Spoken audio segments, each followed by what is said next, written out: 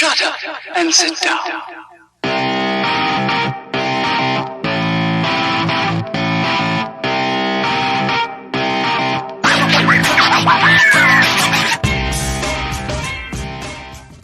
Good morning, afternoon, or evening from wherever you're listening across the world.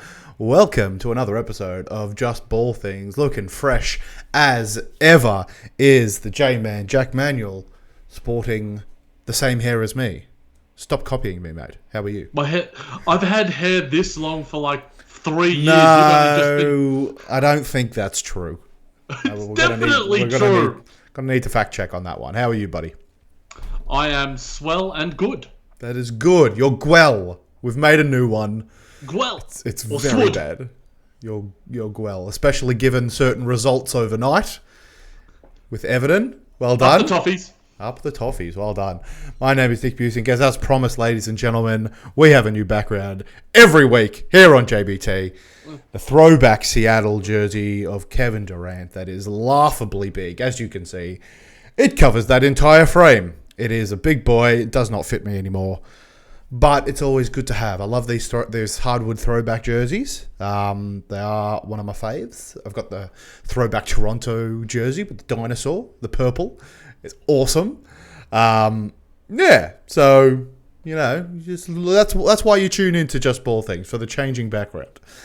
100%. All right, let's get started here.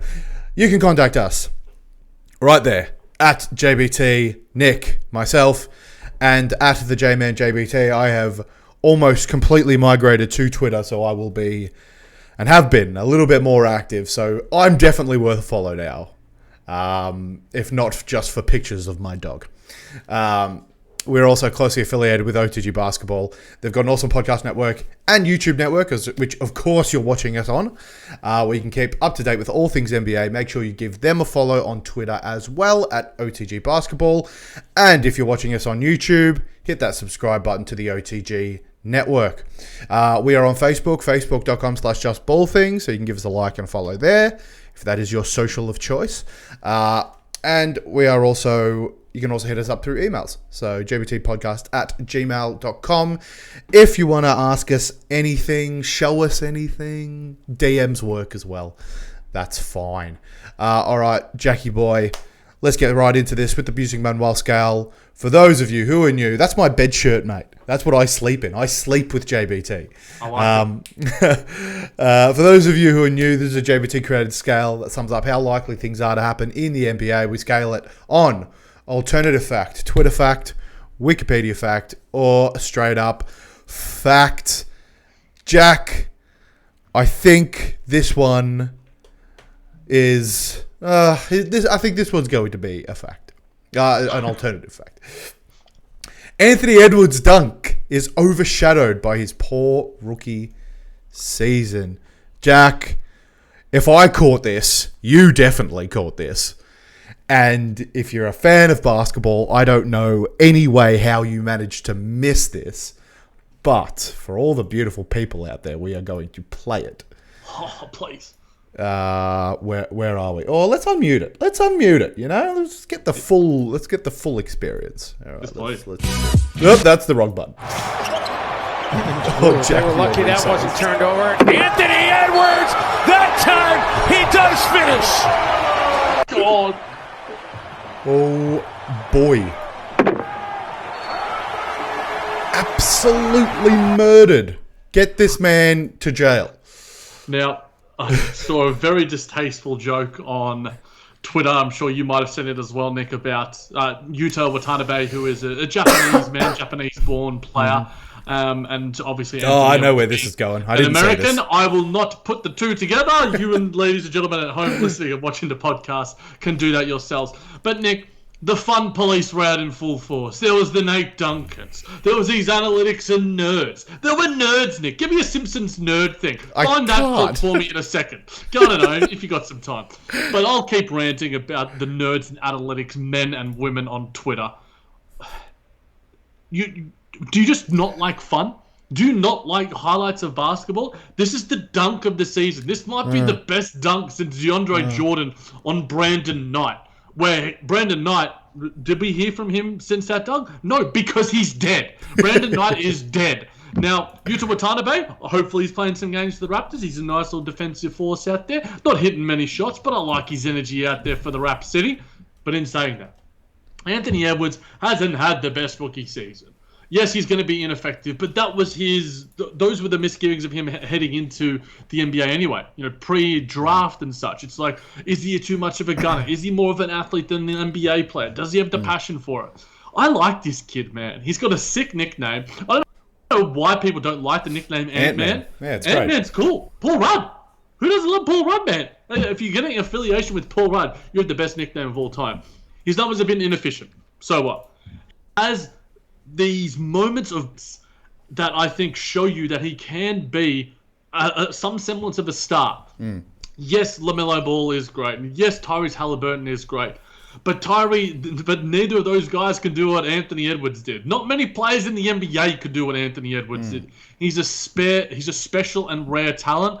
And yes, the numbers say whatever they do. But as I've said time and time again about rookies, what I look for, Nick, is glimpses of brilliance. Can you show me that you can be a star? I don't care about the counting stats in the rookie season. Yes, you might not win Rookie of the Year because of it, but I also think his form of late in the past 4 or 5 games, the game against the Los Angeles Lakers where, he was their best player, with Karl Anthony Towns out and going against LeBron James and the Lakers, I thought that was a bit of a statement game for him. Yes, it's been overall a disappointing season for Minnesota fans in general, obviously with the D'Lo injury too, and going through everything that he's gone through.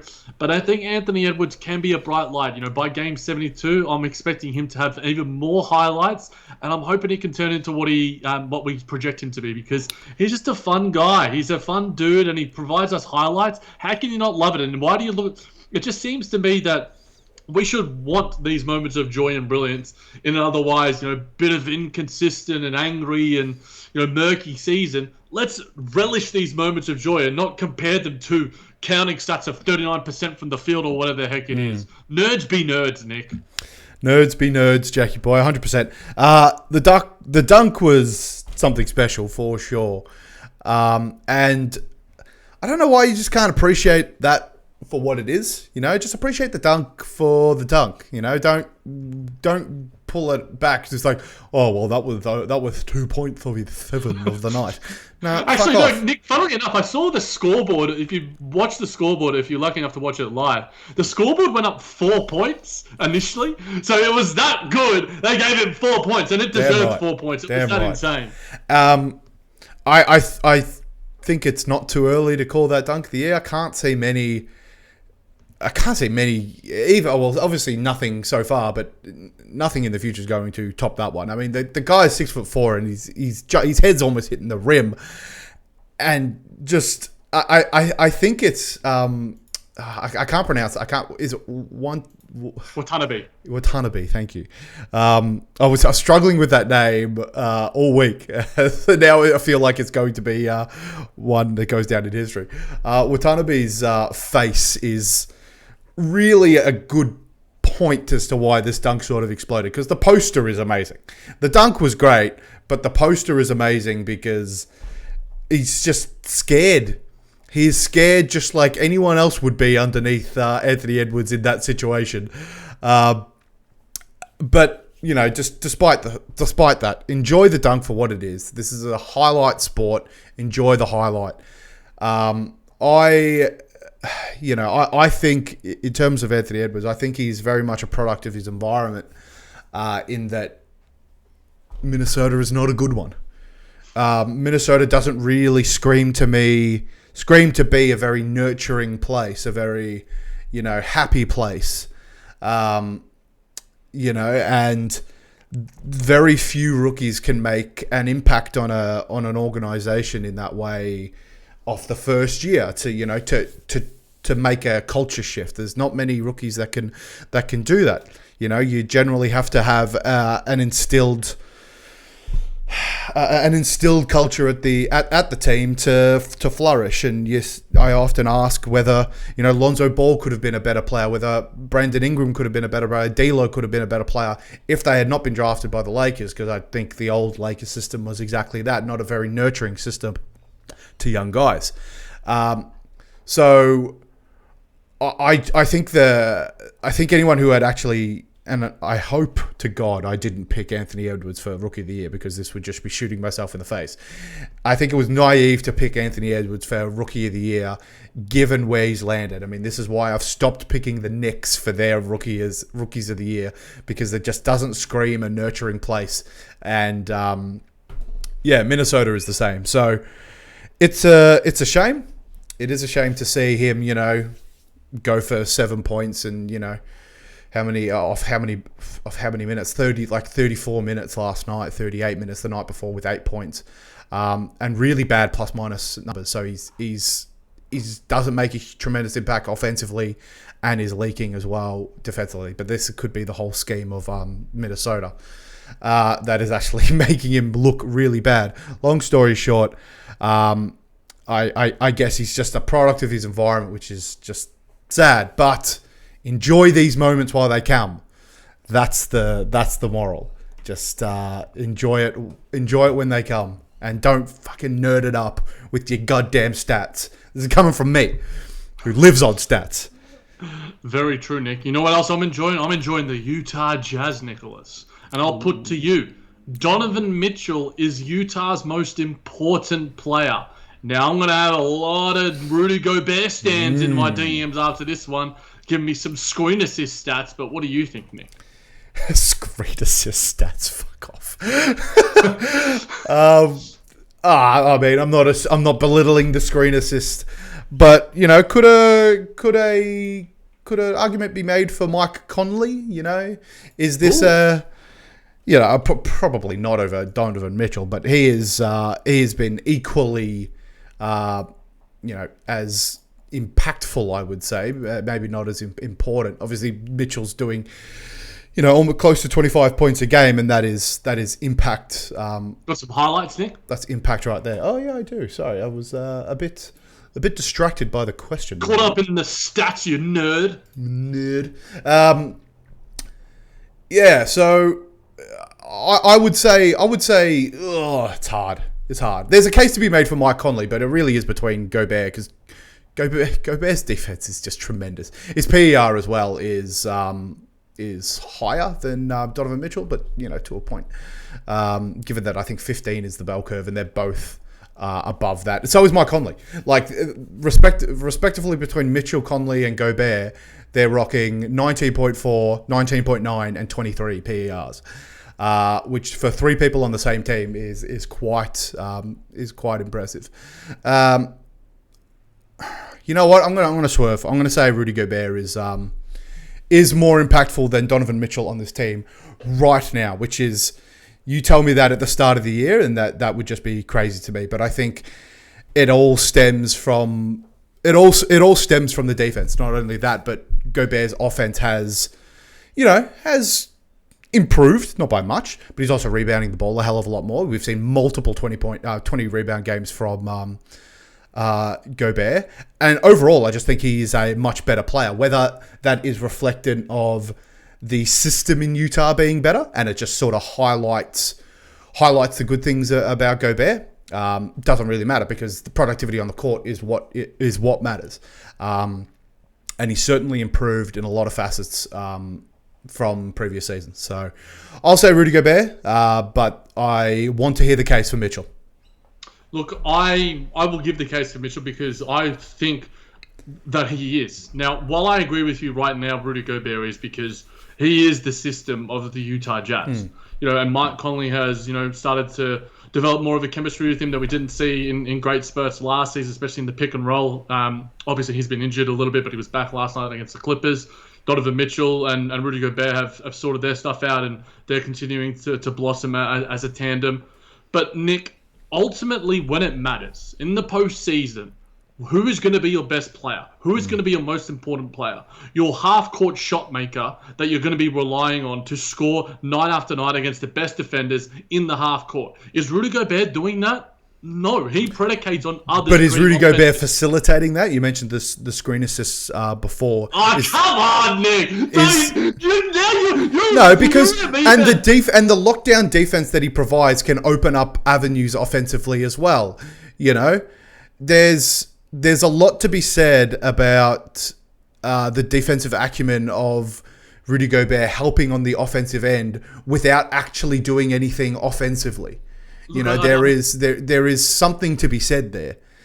I don't disagree, but ultimately the most important skill in the NBA is clutch shot making and the ability to create your own shot. Rudy Gobert can't do that. He can help others do that, but are you going to put the ball in Rudy Gobert's hands with 8 seconds left on the clock and you need a shot? No, you're putting it in Donovan Mitchell's hands. You might put it in Mike Conley's hands, or you might get a decent set because the Utah Jazz have been fizzing that ball around. The way that they've been passing this season, it's been goddamn incredible. But ultimately, when defenses lock in and they understand your systems, they understand your players, you need to just have a Kevin Durant, a LeBron James, a Stephen Curry just go out there and be transcendent and hit a shot. And while Donovan Mitchell is not in that realm, that's too much praise for Mitchell. That's too much praise for me. I'm not saying he's in that realm, Nick, at all. But he proved in the bubble that he can be a really important postseason performer. And that's why I think he's the most important player on this Utah Jazz team. They will go as far as Donovan Mitchell will take them. I said that about Kevin Durant. Look, the Nets are doing okay without Kevin Durant. Now, I will certainly say that. But in Donovan Mitchell's case, because he dictates the ceiling of this Utah Jazz team. It's as simple as that. While Rudy Gobert is an incredible, otherworldly defensive player, at the end of the day, if you're going to give me a guy in the final 10 seconds of a game who needs to create shots, create offense for teams against when the defenses start to hone in, it's Donovan Mitchell. He's an incredible shot maker, and he does that for the Utah Jazz right now. Because look at that crossover there on Nickeil Alexander-Walker. He can also create shots for others because I think his passing propensity has also picked up a little bit. While I agree, Rudy Gobert has been the best Utah Jazz player this season and is one of the top 10, 20 players in the league, wherever in that sort of realm. Might do a bit of a top 50 with Corey Waldron in a month or so. But Donovan Mitchell is the most important, Nick, because he's going to dictate whether they are going to be a championship contender or whether they're going to be a first round out again. You said that Donovan Mitchell sort of dictates the ceiling for this team, and I definitely would agree with that. But I would say that Rudy Gobert dictates the floor in both sense of the word. That's good. I think the Utah Jazz are a marginally worse team if Gobert were to get injured rather than Donovan Mitchell were to get injured. I think they become a worse team if Gobert's out than Mitchell. And to that point, you can say, well, then Gobert is more important. But obviously, the team is better with a Mitchell in. And, a Gobert-led team can only get you so far, but it will only be so bad. You're only going to be... You're still going to be a playoff team if they didn't have Donovan Mitchell, I believe, with how everything else is clicking in Utah right now. A lot of people have said they're doing this sort of by committee with no real all-stars. Not really true, but the whole committee thing is there's definitely some merit in there. Donovan Mitchell can be that sort of killer in the playoffs. For sure, more so than Rudy Gobert, 100%. Look, who did Rudy Gobert get that pass from just then, Nick? That's true. I mean, Mitchell, how many assists is he? 5.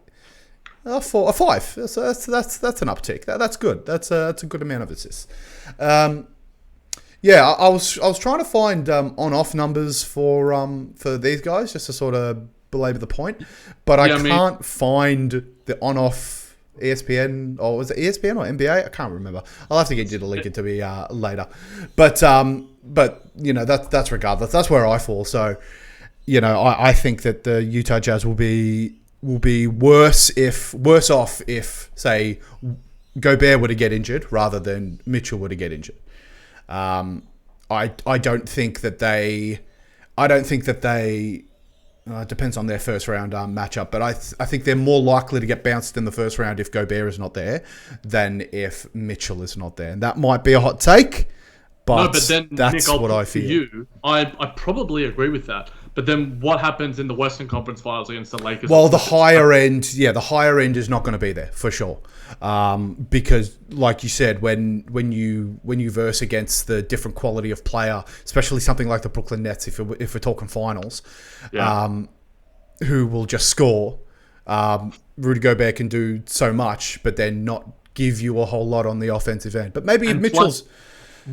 But you still got other players in there as well. Like Conley's still giving you 16 points a game. 16 points. Yeah, no, look, I think it's just the way that we interpret importance right now is just a little bit different. And look, ultimately, we're both right, and I think we both agree in a sense. But ultimately, this Utah Jazz team needs to go from being, this happy sort of Atlanta Hawksy, Memphis Grizzlies style, good feel-good story in the regular season to being, you guys need to put up or shut up now. Yeah. But you're not going to do that if one of those two is out. I mean, no, everyone has to be healthy. Yeah, the Brooklyn Nets aren't winning the championship without Kevin Durant. They're big three healthy. Los Angeles Lakers without Anthony Davis. Ultimately, we know how important health is. We both preach health more than any other. But at the end of the day, it's going to be an interesting thing to see how it all pans out. And speaking of health, Nick, the All-Star game is the right thing to do for the players and the fans. We're not going to spend a lot of time on this. Let's listen to the bald-headed alien and hear what he said.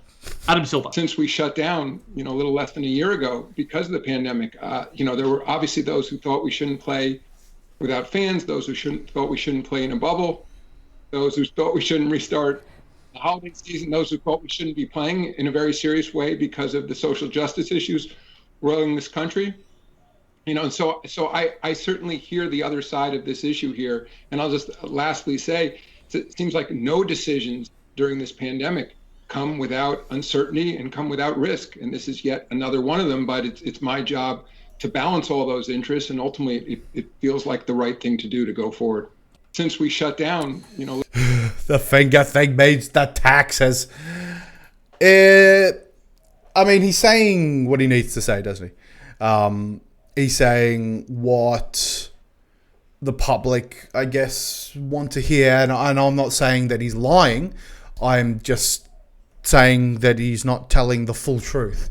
There is obviously other reasons why they're doing this, doing these pandemics, the money. But there is, I guess there is merit in what he is saying. And that's not the clip, I assume that clip went for longer, and the one that I saw had some different things said. It's just a short one. Yeah. So if you watch the full clip, which you should, it's good. He mentions that our ability to sort of, to gauge on how well we're going in this pandemic is not our ability to close; it's our ability to operate during this pandemic. So I think from that stance, it is sort of good that you're trying to, if the NBA can pull off this All-Star game, just like they did the bubble and the finals, and they were applauded for it. Of course, they sort of set the standard for what can be done. And I guess this is another opportunity to do that. So from that respect, it's good. Trying to come to some sort of normalcy during a pandemic, but that can also be reckless. That can also be dangerous. Especially reckless. in Atlanta. And he also in that interview said, we don't want players going out to parties or whatever. But there was a person who posted on Twitter, future hosting an all-star party. There are clubs in Atlanta right now that are currently open for business, and they've been open and they're packed and everything, just due to the nature of how they're handling the pandemic in Atlanta compared to other cities across America. If they had opened those doors at Disneyland, the same thing would have happened. The only thing that was confining them was rules. The only thing that was saying is you actually can't leave. And we had the same sort of, concerns over the rising case numbers in Florida when that was happening. Florida was one of the worst hit states. And again, it's the standard. It is the gold standard of how things should be handled. And they're really paved that way. So, is a blind faith in the NBA that they'll be able to do this again with the All-Star game? Potentially. But, I am not as... his words have worked on me, Jackie boy. He's weaved his magic, and I'm a little less... I still don't think it should happen, but I'm a little more understanding as to why. See, I'm understanding as to why, Nick, because ultimately, how this relates to the players and the fans. Separating those two things. Is it good for the players? Yes, because Turner is going to pay a lot of money to have it. The broadcast rights. We're going to watch it. We're going to analyze it. So I'm not going to sit on my high horse entirely here. But for the fans and for the people of Atlanta, the Atlanta mayor has come out and said, we don't want the All-Star Weekend here. Please stay away, because it's not going to just drive the players there and the NBA brethren there. It's going to drive outsiders and tourists there, which when you have more people in a small cluster of areas, I wonder what's going to happen there. What do they call it? Super spreader events. It happened at the freaking White House. It happened at so many other locations across the world.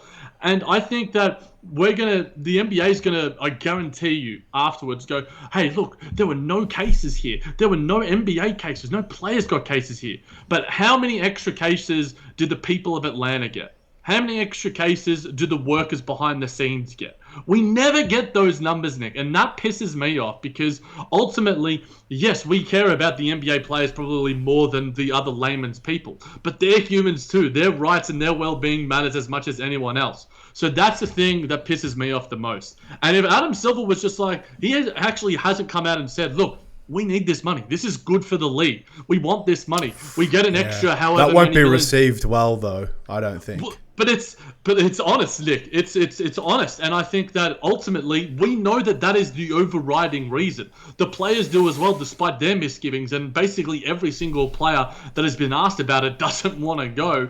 But at the same time, I did say about just the general layman's and the everyday person. If an NBA superstar contracts COVID and it posts, unless they decide to say, hypothetically, Kyrie Irving gets COVID-19 and they go, wow, okay, what are we going to do now? If they don't postpone the season post All-Star break, then that gives a competitive advantage to everyone else. And I think that makes the All-Star weekend, gives it a massive cross, even though it probably already has a couple of it right now. So I think that there are plenty of negatives to analyze, and we've done that in previous pods, and we're not going to keep going into it. And I understand what you're saying, and Adam Silver, the alien, he has a way with words. That's why he's a linguist. That's why he's a leader. They know how to spin the words and spin it to the media and make everyone else understand and be on their side.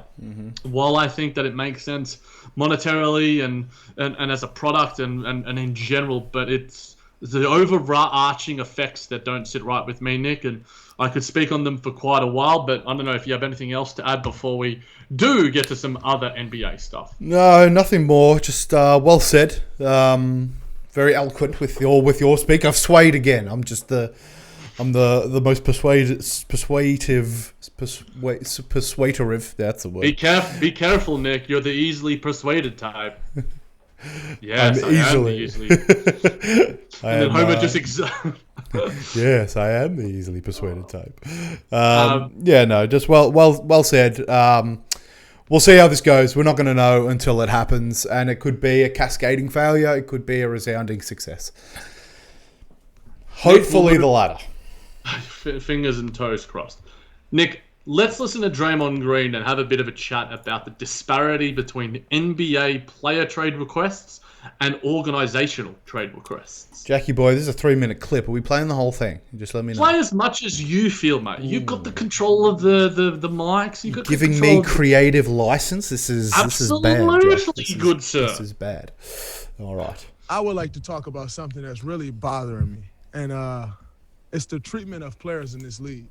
To watch Andre Drummond before the game sit on the sideline, then go to the back, and then come out in street clothes because a team is going to trade him.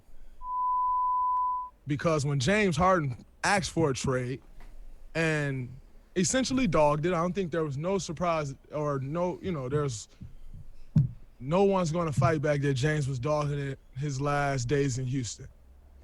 But he was castrated for wanting to go to a different team, and everybody destroyed that man. And yet a team can come out and say, oh, we want to trade a guy, and then that guy is to go sit, and if he doesn't stay professional, then he's a cancer, and he's not good in someone's locker room, and he's the issue. And we've seen situations of Harrison Barnes getting pulled off the bench DeMarcus Cousins finding out that he's traded in an interview after the All-Star game, and we continue to let this happen. But I got fined for stating my opinion of what I thought should happen with another player. But teams can come out and continue to say, oh, we're trading guys, we're not playing you. And yet we're to stay professional. At some point, as players, we need to be treated with the same respect and have the same rights that the team can have. Because as a player, you're the worst person in the world when you want a different situation. But a team can say they're trading you, and that man is to stay in shape. He is to stay professional. And if not, his career is on the line. At some point, this league has to protect the players from Stop it there if you embarrassment want, like Nick. that. We talk all. Jackie boy. So I raise this one to you. There is a double standard in the NBA when it comes to trade requests. Nick, I'll say fact, but I'll preface it with the fact that it's not. Maybe I should go wiki because that's the reason for the scale, so we can actually have some nuance. So strong wiki then, I guess, because I believe a lot of what Draymond Green is saying. I think a lot of it can be solved with a better front office communication. Mm-hmm. One thing I made the comparison point to is Sean Marks. Sean Marks was quite honest with Karis LeVert, Jared Allen, and the other players about basically, look, you guys might get moved. We're going to be open and honest with you. There's guys out there, there's Beal, there's Harden, and obviously it went the way that it did. And you hear the way Jared Allen has responded, Torian Prince has responded, Karis LeVert has responded. All of them are like, look, we would have done the same thing. Sean was honest with us. We appreciate that honesty. A lot of other front offices need to follow tack. I think that would solve a lot of the issues that Draymond is talking about. DeMarcus Cousins being traded and finding out during a press conference during an All-Star game. Harrison Barnes suiting up and then being told, oh, sorry, mate, you got traded, before he even goes out there and on the court. I think a lot of it is miscommunication. And I do agree that it is incredibly strange that we have a $39 million player in Blake Griffin and a $28 million player in Andre Drummond sitting down because the team doesn't want to hurt their trade value. But James Harden does the same version of that. So he and Anthony Davis does the same version of that, and yet they're not. I think castrated is a bit of a strong word from Draymond Green, but they are certainly heavily criticized, and there is a double standard. And people are always going to lean towards the organization because at the end of the day, these guys are getting paid millions of dollars to play basketball, and the people reduce it towards that. And they're like, hey, we have to listen to our boss. I don't get paid millions of dollars to just play a game. Just sit out. Just do the right thing. And it just feels weird that a lot of people side with the millionaire basketballer that we love and provide us the entertainment, and then they side with the billionaire white owner, other than Michael Jordan, obviously, and they're the person that the everyday person is siding with. It just doesn't make a lot of sense. But I think I really love Draymond Green stepping up and saying something, and I think a lot of people came to his defense, and Jared Dudley. Other people were like, this is complete BS. I think it's somewhere in the middle. I think that it's a worthwhile topic to bring up. And Draymond Green, as much as we've had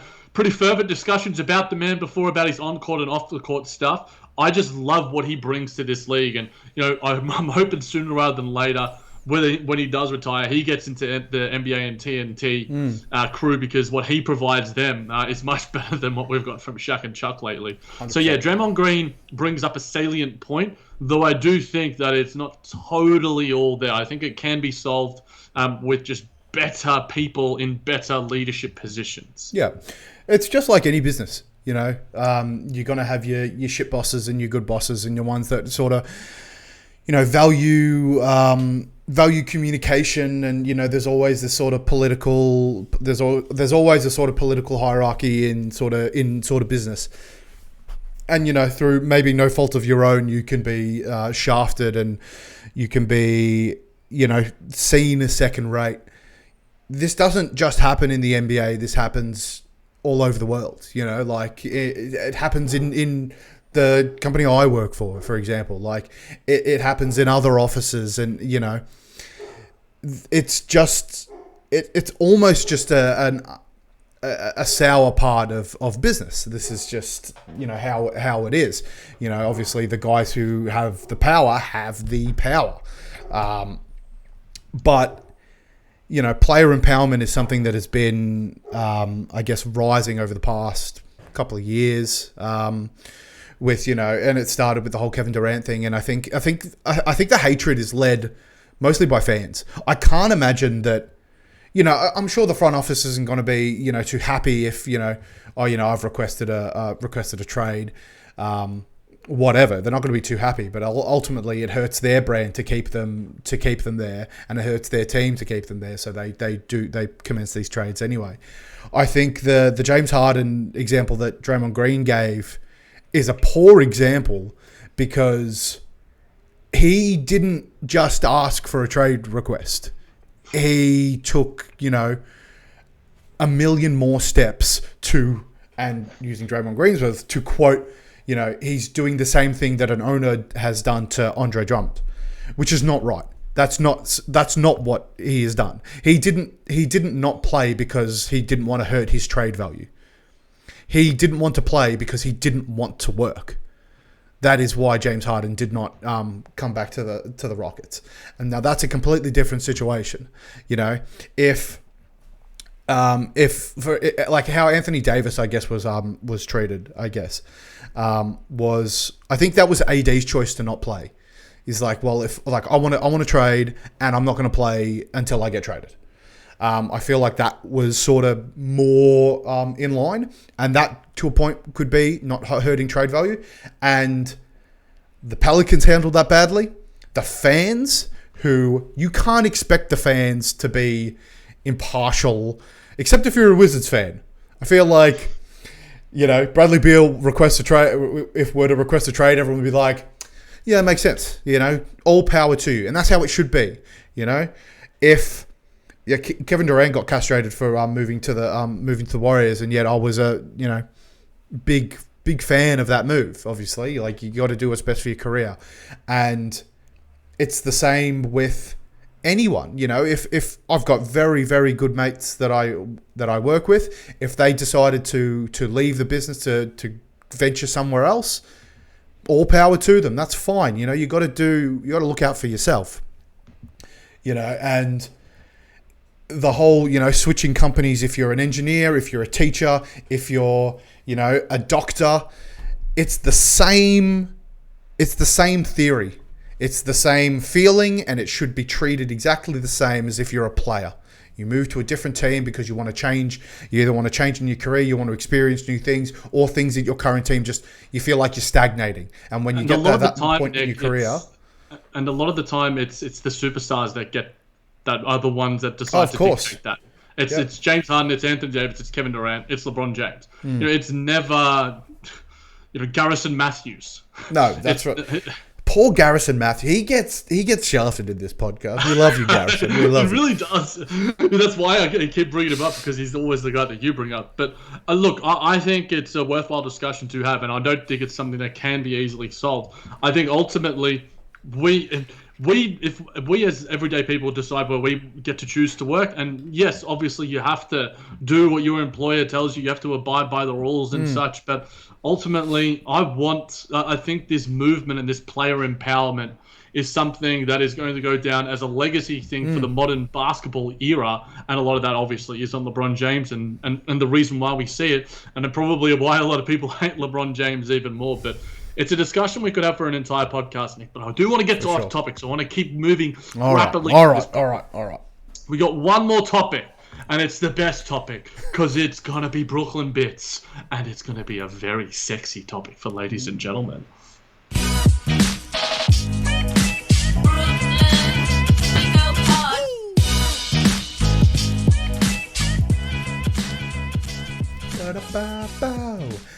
All right, mate. Where have you plucked this one? Joe Harris is the most underrated player in the NBA. God damn.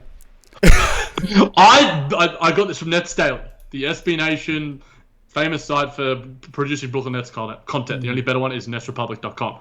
Now, Nick, I'm not going to go fact on this. I'm going to go stronger than a fact. Ooh. I'm going the most factual fact that we have ever created in the history of the Busick-Manuel scale. There isn't a spot on this scale for how factual this take is.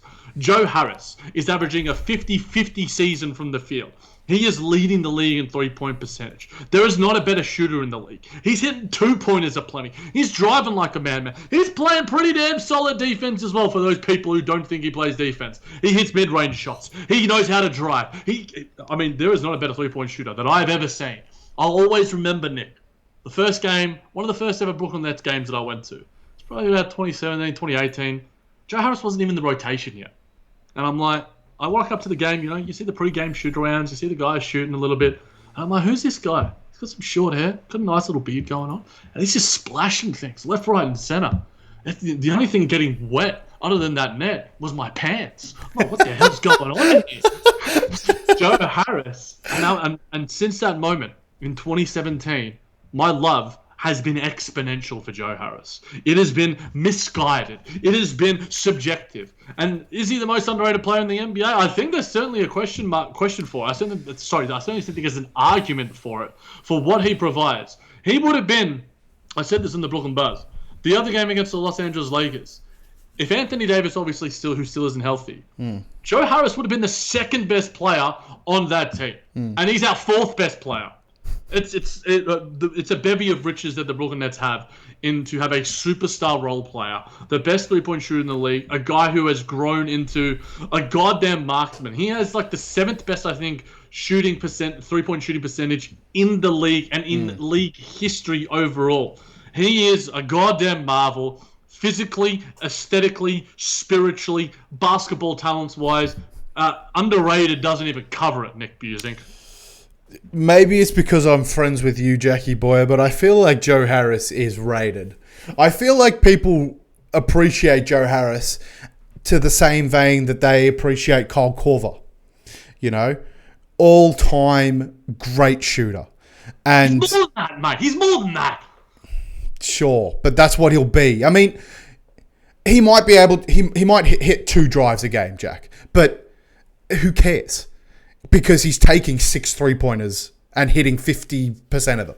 Over this past over the 5-game win streak right now, which have come, against some good teams. You got your Indiana, your Golden State, Phoenix, and the Lakers. He's shooting 58% on 6 attempts a game, which, he's averaging like 17 points over this past over this past 5-game win streak. But 58% from 3, Jack. That is that's remarkable. That's remarkable. It's there's no other word for it. He's obviously 50.7% on the season, averaging 15 points a game. The guy doesn't need much time. Doesn't need much space. And that's evident because, he's still getting closed out on. It's not like he's getting open, relatively open He's threes. taken more contested threes this season than he's taken in his career. That's what I mean. Was one question that in the Kenny Atkinson era where Joe Harris turned into being the three-point champion and an absolute bona fide sniper in the same vein as JJ Redick and Kyle Korver. Yeah. He still wouldn't take enough three-point shots. Whereas now, he has the confidence to do it. And Kevin Durant, ever since I think it was game 1, I actually do think it was game 1 against Golden State. And there's a clip going around, and a lot of it, and he didn't take a shot and it was about to end the shot clock. And Kevin Durant on the other end is like, shoot it! And everyone sees the screenshot. And ever since that moment, Joe has taken anything and everything. And he's got the confidence, he's got the swagger, he's getting texts, he's got the tattoo. He needs that Davis Bertans level of confidence, mate. Just never passes up a shot. Doesn't drive. 100% of his shots are 3-point shots. Just doesn't care. And I mean, if you're shooting 50%, I mean that's an extremely good field goal percentage, Jack. Not just a 3-point percentage. Like, it's incredible what he's doing from beyond the arc. But that's what I mean. Is he underrated? I don't think he's underrated. I think he is. I think he's perfectly rated, and that may be because I'm friends with you and I see a lot of Joe Harris love on my Twitter. But I do think, and I certainly do, hold him in the same regard as your Kyle Korvers and some of the greatest shooters in this league. And I think that was the case when he went to the 3-point shootout, because people, you were advocating for it. for sure, when he first got there, and people were just like, Joe Harris, really? Like, he's a good shooter, but he's not this sort of name brand. And since then, I would say that he is definitely renowned in the league, and I guess revered for his 3-pointing prowess, and rightfully so. I mean, it is something special. It is special with a capital SPECIAL. You're a big Joe Harris fan, Jackie boy. So I hear. What do you reckon? Basketball Reference has as his nicknames? Beef Jerky Joe and Joey Buckets, I think, are the two. Joey Hoops. Joey Hoops. Joey Hoops. That's so bad. I guess it's Joey like Hoops. because Harris Hoops. But what the fuck, Beef Jerky Joe? What's that about? That was early on. There was I think it was last season or the season before. But like to not have Joey Buckets or Headband Harris even, like both of those are way better. I like Headband Harris. That's good. He's not wearing the headband ever since, like, I think it was a couple of games ago where we were wearing the old school sexy blue jerseys, and he was getting pissed off and he threw it off, and there's a gif of it going around now. He hasn't been wearing the headband, and he's been playing pretty damn well despite that. But we have some time, Nick. We have some time to finally hit some off topic. Yeah, boy. How about we play the basketball? What the heck are you talking about? Now the question is, pants or shorts? Sandwiches, toasted or fresh. He just sits on people. That is complete shit. What? What What the hell is wrong with you people? Off topic. Off topic. Off topic. Off topic? Not the slappiest, but it still slaps. It slaps. There's a different kind of slaps, Nick. That spanks. That smacks. Ooh. That sounds harder than slaps. Oh, it doesn't.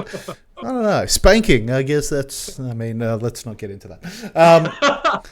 Jackie boy, it's been a hot minute since we've been able to do some hot off topic.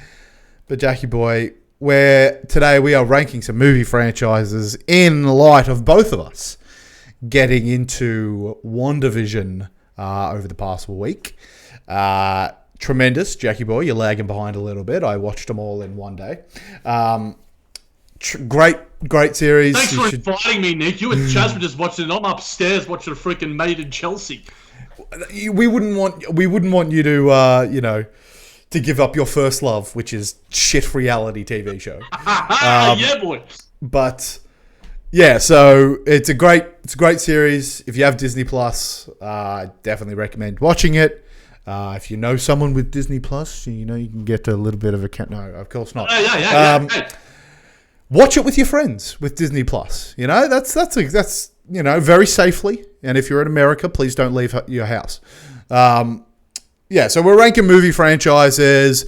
We've got think of all the famous movie franchises. The people can watch it. Right. We're going to be plugging Watch Mojo. Sure, why not? Yeah, right. Well, it's not like they need a plug. They've got like 40 million subscribers. They've put the MCU at number 10. That would be controversial to a lot of people. And look, Nick, this is going to be incredibly subjective on me. Because I mean, I've got the sort of Lord of the Rings, Harry Potter, Star Wars, Marvel in there. I love the Marvel universe. Hunger Games, if that's your jam, whatever. Yeah. I mean, Maze Runner, if you're. Blade Runner has 2 movies. No, Maze Runner. If John Wick deserves to go in there actually as well. John Wick's pretty damn. Twilight, if you're so inclined. No, I'm not inclined at all, Nick. But I am inclined with Marvel. Now, Marvel has to at least be top 2.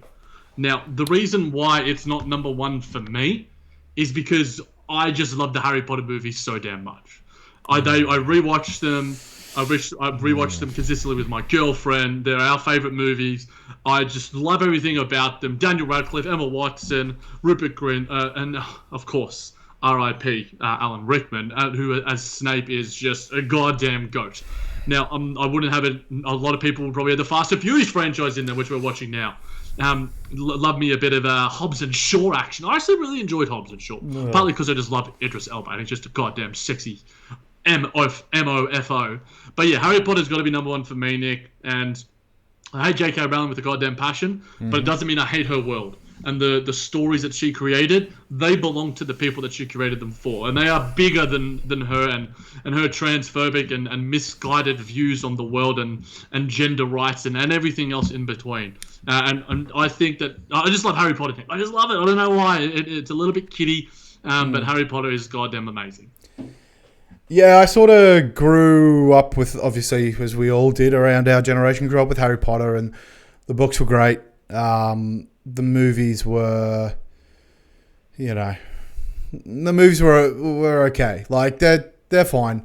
But that sort of opened my eyes to fantasy. And this is what I guess I credit Harry Potter for, because in terms of fantasy novels and fantasy, I guess, worlds, it's not as deep. It's not as, as well thought out as other ones. And so I feel like it's a good gateway. Oh, Austin Powers, for sure. If you're watching the YouTube,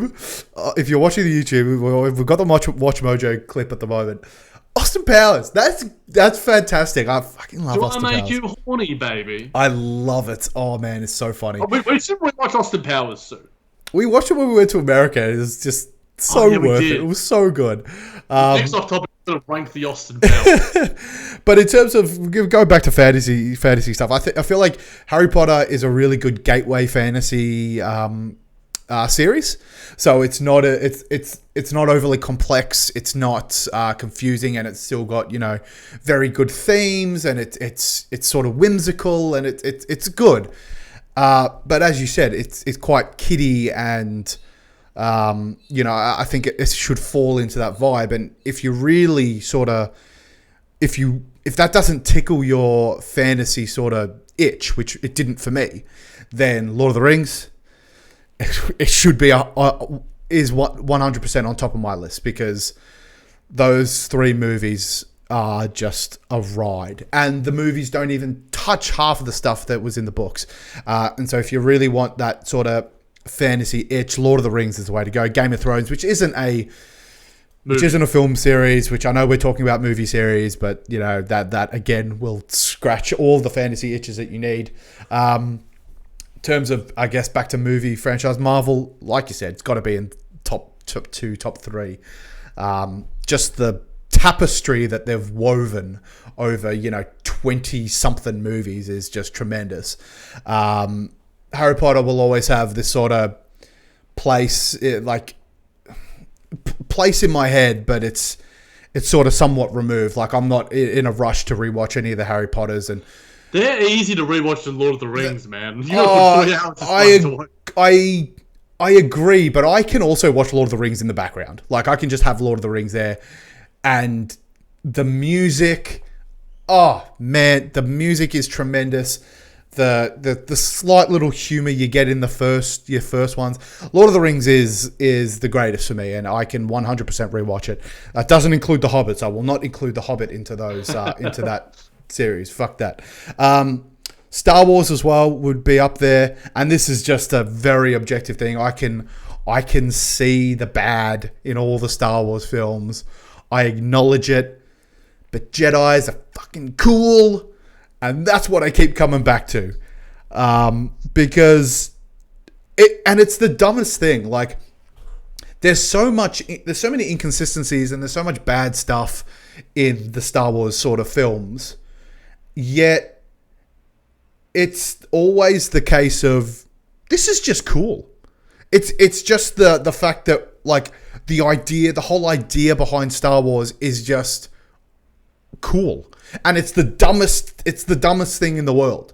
And I completely understand the hate towards Star Wars, but I can rewatch the Star Wars, even the Phantom Menace, multiple times over, and have done. They're a great watch. And I guess it's all subjective. It's got to resonate with you, and I guess that's why the Harry Potters sort of and my girlfriend is the same. My fiance is the same. Ooh. Hey, we can replay that quote for her. Yeah, with the Harry Potters, they can be as bad as they can, and yet she'll keep coming back. And the Star Wars is the same. They can release shit, and they have. You know, the latest movies have not been good. But I'll keep watching them, and I'll keep loving them, and I'll keep buying Star Wars stuff because Jedi's are cool, man, and nothing's going to change that. You know, I mean, Lord of the Rings is up there right now on the Watch Mojo list, very high. Just because Ian McKellen is just Ian McKellen, man. What a dude! That dude is insane. You shall not. They're Oscar-winning films as well. Like they're good movies, and then you know it's an added bonus to if you really fall in love with the fantasy of it. And I do. Like I play World of Warcraft religiously. You know, this sort of fantasy is right in my alley. So I absolutely adore Lord of the Rings, and Lord of the Rings games have been amazing. Like Shadow of Mordor and all of that have been tremendous. Orlando Bloom, he's a sexy motherfucker. Look at him. He's pretty sexy. Even Gimli, I'd give Gimli a go. Why not? But yeah, I mean, I tend to go towards more of the fantasy stuff, but you know, that's just me. If you're more of a, you know, we're talking movie franchise. We're not just talking about like Godfather right now is on those. I had Dark Knight there, which I didn't Dark Knight as well, yeah, for sure. If we are considering Dark Knight would probably be my number one because me, Chaz and I, and you, funnily enough, I watched it with you a couple of times as well. We watched that. They're three of the best movies ever made. The best trilogy. It might be the best trilogy ever. Now, obviously, Godfather is certainly there, and you know, it's iconic. It isn't. The Bourne. Wait, is the Bourne franchise number one? No, these are honorable mentions. Yeah. Okay, thank God. I was about to say like the Bourne franchise is above Godfather and Dark Knight. You know, Rocky, obviously. So yeah, definitely. If you're not tuning in to the YouTube, join us. We also obviously do love you guys subscribing and listening to the podcast as well. Toy Story. Oh man, yeah, that's something. True. That's something true. Because I'm obsessed with Toy Story. I really like Mission Impossible. Yeah, same. The Mission Impossible franchise is really good. These are really good honorable mentions. Is it 2 the one in Australia? Yeah, 2 Mission Impossible 2. It's so bad, that movie. But yeah, so many. We might do some more movie stuff if you guys let us know in the comments, or if you want to hit us up and hit us up at the DMs at the J-Man JBT at JBT Nick. Let us know. We'll happily discuss some more movie stuff, rank some franchises. I'm a big fan of Kinda Funny. They do a lot of ranking of movies and stuff. We love our movies here. We'll rewatch those movies in preparation. You know, Nick doesn't normally dedicate any time to this podcast, but if it means watching movies, I think he'll do it. Potentially. All right, Jackie boy. Good off topic. Good podcast. Just good all round. A+. That just about does it for another week. So we'd just like to say thank you for tuning in to Just Ball Things. As always, if you're catching us on podcasts, you can catch us on Apple Podcasts, Google Podcasts, Pocket Cast, Player FM, Spreaker, Spotify. Wherever it is you listen to your podcast and we don't mention it, email us. Did we miss your podcasting thing of choice? I added mine, Pocket Cast. That's my app anyway. Do us solid. If you're listening to us on Apple, leave us a rating and review. It helps us out a bunch, helps people find the podcast. 5 stars, baby. If you are catching us on YouTube, hit that like button, hit that subscribe button, hit the notification bell so that you know when fresh content comes out by the OTG network. Of course, you'll get your JBT every week, but you'll also get the buzz. I don't know if does the buzz get uploaded to OTG network, Jackie boy, or is that its own? Fortunately not, but you can subscribe to it on Apple Podcasts. But the outlet. Yeah, you'll 100% get the outlet. You can subscribe to the Brooklyn Buzz on YouTube as well. Make sure you do that. Remember, it's you guys that make the show great, so we appreciate any and every post heading our way. So until next week. Keep ballin', superstars.